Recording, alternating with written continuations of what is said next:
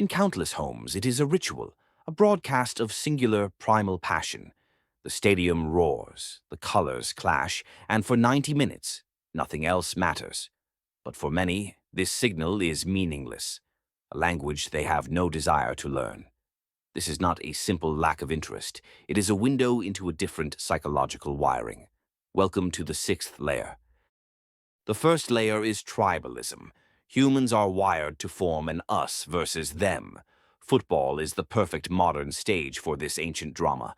The non-fan, however, is often less susceptible to this pull.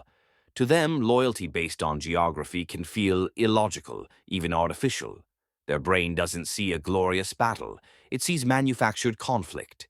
So it turns away, seeking connection based on shared ideas, not shared colors. This is a conscious choice for a different kind of tribe. The second layer, cognitive niche selection. The brain has finite capacity for deep knowledge. Becoming a true fan requires immense mental investment. Many non-fans have already allocated this cognitive real estate elsewhere. Their passion slot is already filled with music or art or science.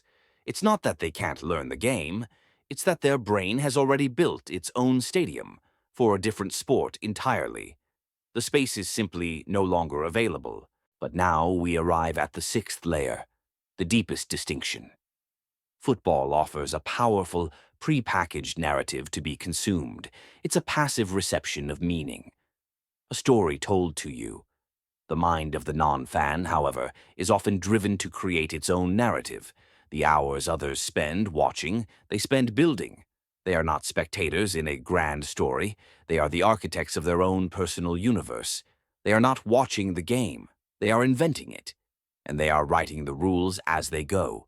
Their silence during the game isn't emptiness. It is the hum of a different engine, building a different world. Subscribe for more journeys into the mind.